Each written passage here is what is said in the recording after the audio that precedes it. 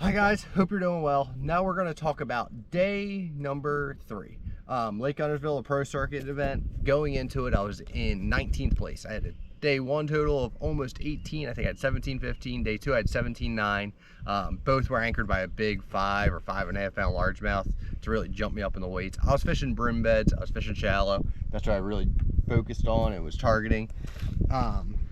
As we kept working through it, you can go back, listen to day 1, day 2. It'll break down exactly how I caught them, show all the fish catches that were key.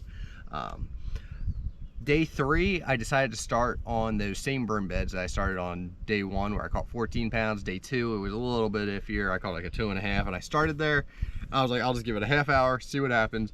And I went there, and the eelgrass had blown out, so I was like, had some hope for it. And I started casting my Wacky Rig Zinker Z in there, and it just, they were small. I think I caught all the big ones off of it. They were only in 6 inches to a foot of water, so it wasn't real deep.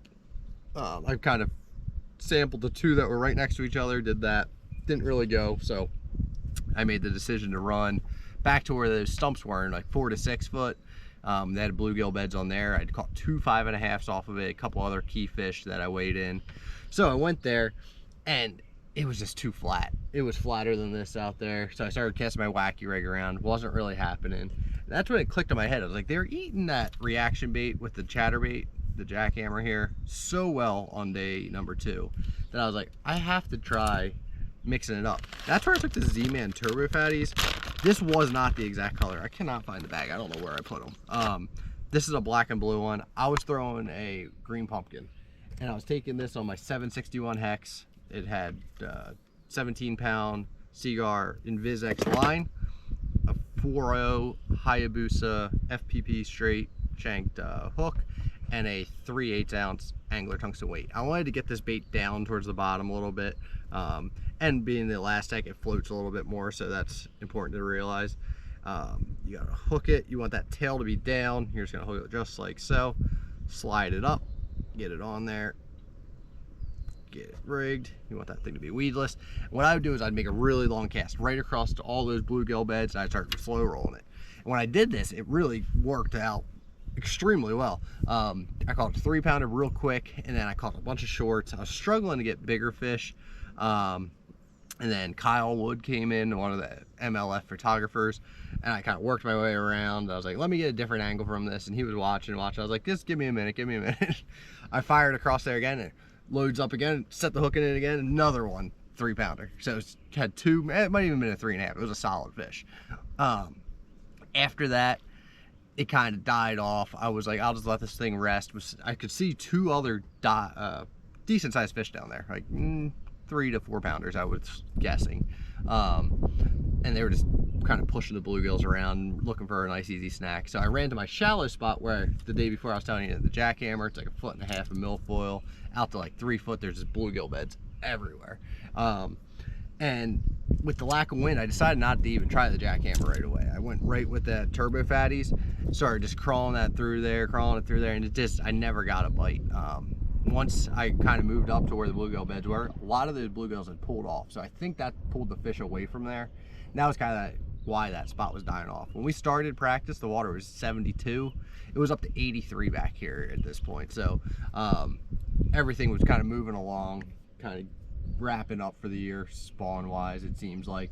But to get back to day 3, I then ran to a spot that had some bluegill beds on this point. Hadn't fished it all week, so I had 2 fish. They're both roughly 3-pounders, maybe a little. One was a 3.5, and I went over there and I caught 2 right away. Same thing, winding that Turbo Fatties through this offshore grass. There's some bluegill beds mixed in. Weren't anything special. 2-pounder, maybe a 2 1/4. And at this point, it was almost 12, it was probably 12 o'clock. So I only had another 2.5 hours to fish. At that point, I knew I needed to make another adjustment. I had some docks that had some fry garters on them that weren't too far away, so I was going to do that, but I wanted to just go through this one patch one more time. And I kept winding this around. I finally connected on my last 15-incher. So huge relief. At this point, I probably had, I don't know, 12 pounds maybe.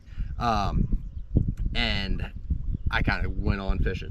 I left there, flipped my docks, caught a 2.5 pounder maybe, got rid of that 15 incher, bumped me up to maybe 13 pounds at that point.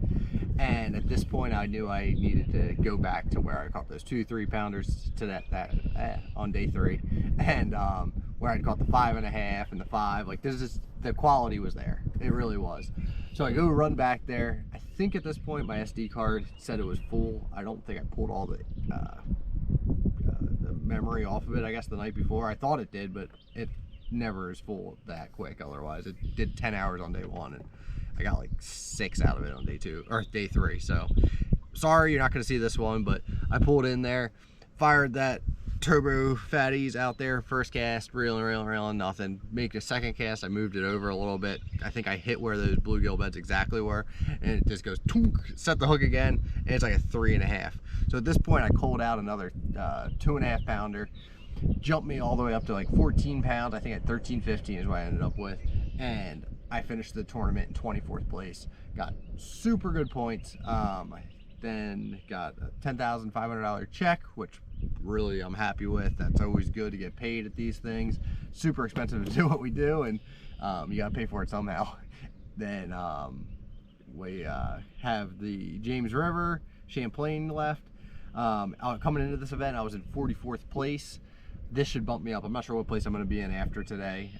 This is Sunday, so they're finishing. They're actually probably weighing in right now. It's probably just about over. It'll be interesting to see if Nick LeBrun ends up pulling it off or not.